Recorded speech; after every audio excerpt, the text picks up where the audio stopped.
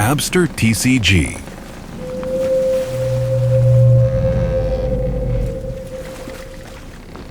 What's up guys, and welcome to another video here on Abster TCG. I just had to move the camera fast and put it down a bit.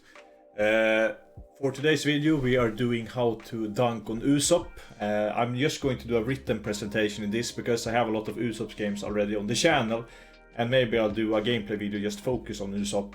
But I think the best thing for you to learn is you take these tips I give out here and you try to apply them to your game and try to learn yourself, because as you know, with card games and with everything, you need to test a lot to get better. So apply these things on your games and you will see a lot higher win rate. So let's begin. First we have the intro. As always, first of all, the deck is favored into Usopp. I think I'm like 10-0 in the last 10 games. If you play it correctly, I think that you should win most of the games. There are some things that Usopp can do that are annoying. But in the end I think this matchup should be one of the easier, because fundamentally the best play Usopp does is the Rebecca play, and you can just block him from that from Don 7 and over. But there are some threats we have to keep in mind.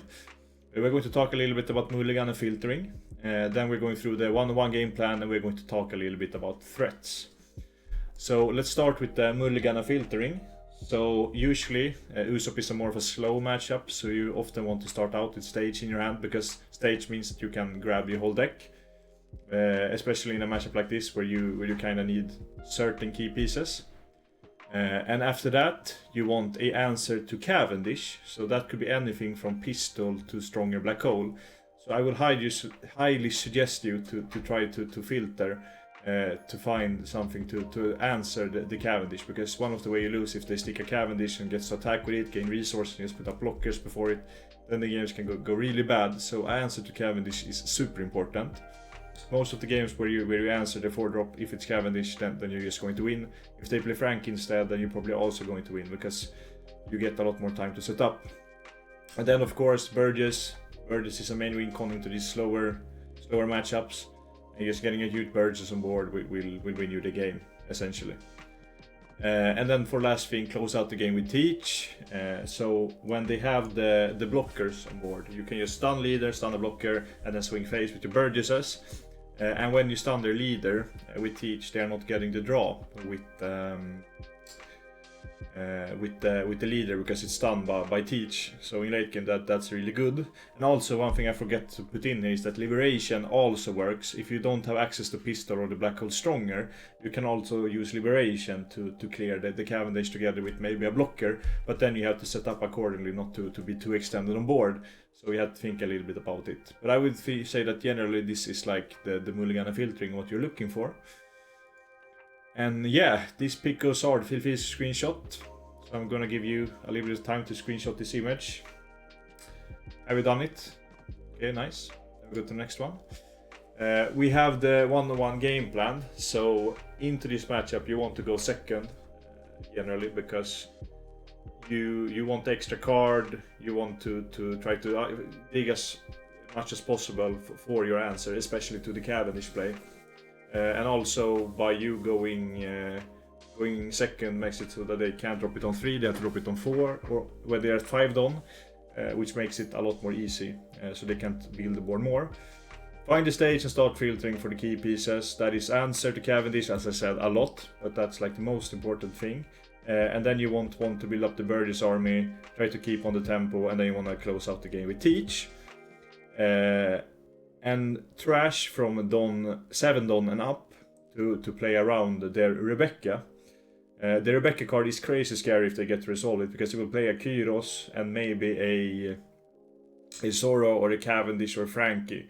And you just get so much tempo, and if they have Corrida Colosseum on board, they can also swing into your things that maybe are tapped. So generally, you just trash from 7 Don and up to play around it. And as I said, in close game with multiple teaches. One thing that I forgot to say here is that with the Corrida Colosseum, they can make Cavendish getting rush the turn it's played on characters. So in the early game, think about doing Lafitte if they can drop Cavendish next turn together with a Corrida, because that means that they will essentially draw one. If you don't need the Lafitte search, then you should probably just keep it in hand and cycle it off or trashing it to leader, just to play around the attack of Cavendish. So think a lot about corrida also. Yes, and then we have, for the last thing, we have the threats. I feel like I've tested this matchup a lot now, and the biggest threat is an unanswered Cavendish. I've gone over again, but you need to imprint it into your head that Cavendish is the scary card. And if it survives, they are going to be able to build a board with blockers, and you're never going to be able to touch this one.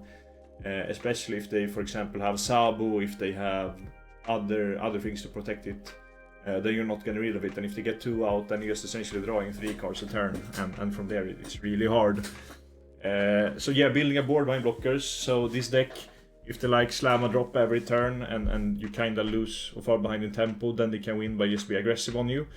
So it's a little bit similar to Shanks, I would say, in that sense, that some games Shanks can win by being aggressive, and same with Usopp, so you have to keep in mind how the opponent play. Also, I forgot to put in here, but the 3-cost event Kongan that gives 6000 power and double attack. So if there's a turn where your opponent has to go for lethal or maybe be able to do it, you have to think about that card so that it don't catch you off guard. I have lost to it and once and never again, because after that I started to play around it. At least I lost one game that I could have been playing around it. Yeah, and then we have the 7-cost Luffy. So initially I thought this card was really scary, but it's not really that scary because often you have answers for it in this deck, and the turn he plays it, he can just, if it's like on curve, he can only swing 2 times with 7, and a lot of those games he does not even have 7 cost in grave. If he not like played multiple searchers, and if he has played multiple searchers, maybe he does not have Cavendish or have lesser of a tempo. And with our deck, we are also going to have a lot of resources in grave then, so Burgesses will be bigger. So if he, for example, swing 2 9s at the Burgesses, maybe like a 2k and a 2k saves it, and then we can just take care of the Luffy next turn. So Luffy's a little bit scary if it's unanswered and played in the right position, but I think generally when you start to play this matchup, you will find that the 7-cost Luffy is a lot easier to play against than a lot of people think. And also, a threat is not negated Rebecca. If they get to resolve Rebecca, you lose, because that card is crazy. They draw 1, they play a 7-9, they play a 4-6 or a 4-5, and then they're going to bounce your Jesus and then swing with a 9 on a character. So always negate for the Rebecca, it's super important. So I would generally say that these are the threats and how the matchup goes. So this was a little bit of a shorter video than usual, but I think that this is like my info right now on the Usopp matchup. Of course, opinions might change depending on like how the list change, and we have a ban list, but this is like how I feel right now. Another threat that I should have put in here is the Gum what is it called, Red Rock. So for example, if they Red Rock a Teach in the right position, or if they get a trigger on Burgess, or in general, they can win from there too. But I would say that these are the biggest threats to the deck. So with all that said, guys, thanks a lot for watching this video. Subscribe if you have not, use the TCG player affiliate link, like the video, you know. And hopefully I will see you in the next one. You thought it was going to be the outro here now? No. Next week I am going to try to stream a little bit more than usually. I'm going to stream on Tuesday, Thursday and Saturday from, I think, 15 Central European time. I will start every day, and then I will just go for as long as I feel like, and yeah, just that. So thanks a lot again for watching, guys, and see you next week on the streams and videos.